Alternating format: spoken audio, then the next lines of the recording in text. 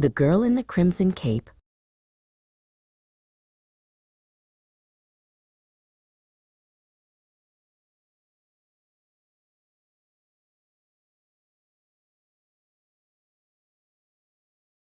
In a small cottage on the edge of the Whispering Woods, there lived a young girl named Alara. She was known to everyone by the vibrant red cloak her grandmother had sewn for her. One sunny morning, the air smelling of pine and damp earth, Alara prepared for a journey. She smoothed the velvet fabric of her cape and checked her wicker basket, ensuring the honey cakes and fresh butter were packed tightly. Alara's mother, Lyra, knelt down to look her daughter in the eye. "The path to your grandmother Mira's house is straight and safe," Lyra said softly, adjusting Alara's hood.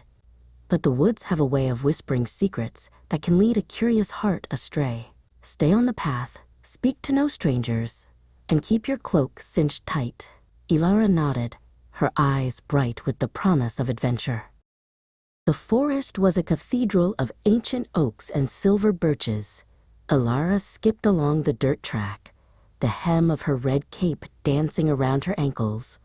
She watched the squirrels leap through the canopy and listened to the rhythmic drumming of a woodpecker. Everything felt magical, and for a moment, the warnings of her mother felt as distant as the morning mist.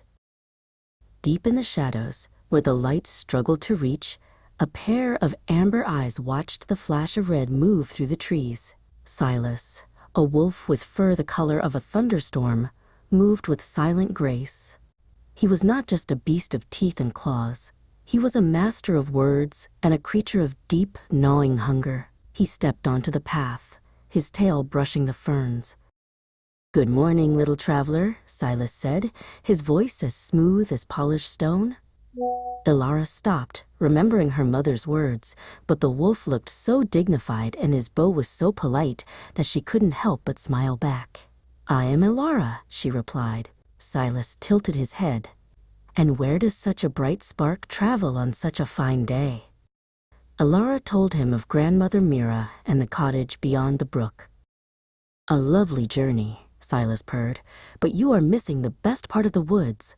Just over that ridge, the bluebells are blooming in a carpet of sapphire. Surely your grandmother would love a bouquet." Alara looked toward the ridge. The path was safe, but the flowers were beautiful. She thanked the wolf and wandered off the track, her fingers soon reaching for the delicate stems. While Alara gathered flowers, Silas ran. He knew the shortcuts through the briars and the hidden tunnels beneath the roots. He reached the small, thatched-roof cottage long before the girl. Grandmother Mira was in her garden, her back turned as she hummed a tune and pruned her roses. Silas crept closer, his shadow stretching long across the garden gate. Silas was a clever wolf who preferred a quiet hunt. Instead of a struggle, he gave a low growl that sent Mira scurrying toward the safety of her house, but Silas was faster. He herded her into a large, sturdy wardrobe in the hallway and clicked the latch shut. "Stay there, dear lady," he whispered. He then found a spare nightcap and climbed into her bed, pulling the floral quilt up to his chin. Finally, Alara reached the cottage.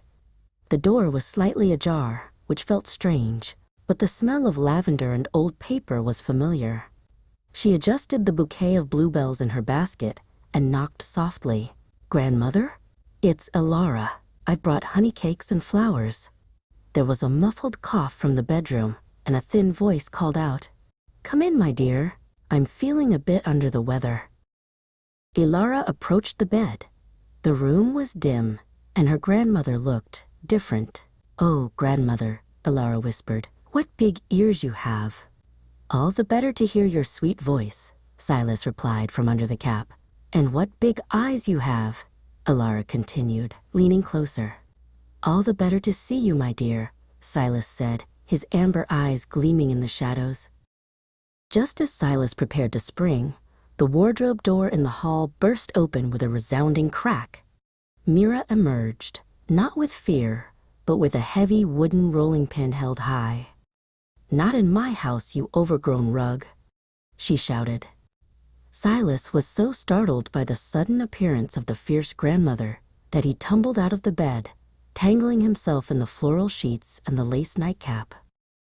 Alara realized the trickery and stepped back, but as she looked at the wolf struggling with the laundry, she saw he looked more embarrassed than dangerous. They didn't chase him away with stones.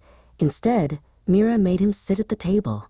They shared the honey cakes, and Silas promised to never play tricks again if they would just keep the basket full. From that day on, the red cloak was a symbol of a girl who knew how to find a friend in the shadows.